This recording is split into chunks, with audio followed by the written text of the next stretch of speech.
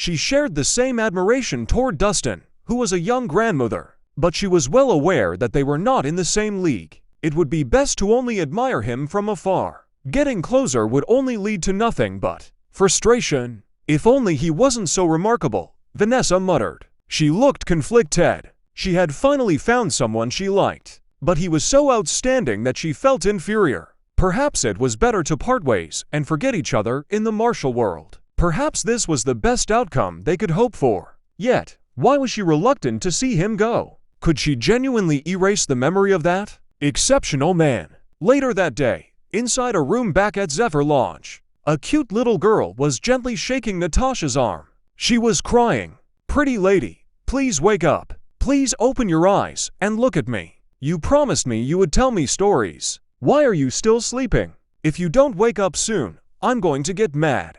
A pregnant Cecilia was also beside them. Red tinged her eyes as they appeared overwhelmed by grief. Ever since her husband, Nelson, passed away, Natasha had taken care of their daily needs, from hospital checkups to making sure Haley went to kindergarten. She had done everything meticulously. She treated them like they were family. Cecilia was not only grateful to Natasha, she also saw her as her own sister. That was why she was heartbroken to see Natasha unconscious and in critical condition.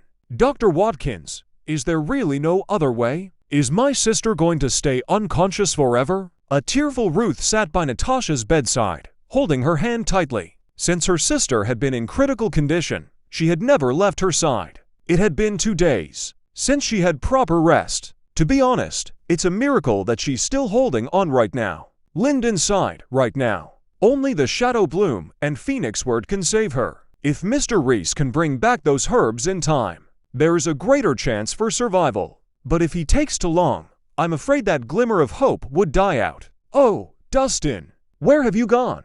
Why aren't you back yet?" Ruth was crying as she muttered to herself. She hadn't told her parents about Natasha yet. She was afraid they wouldn't be able to handle the shock. Suddenly, the door burst open with a loud bang. Following that, a blooded Dustin staggered in with quick steps. He appeared quite disheveled. "Dr. Watkins, I found it. I found the herb." Dustin lifted his shirt and carefully took out a black flower that was emitting a strange glow. "You found it." Lyndon took a closer look and grew elated. "It really is the Shadow Bloom. Excellent. This is wonderful. Dr. Watkins, Natasha can now be saved with this Shadow Bloom, right?" Dustin looked hopeful. He had traded this precious herb with his life. "Yes, but I would need your blood too."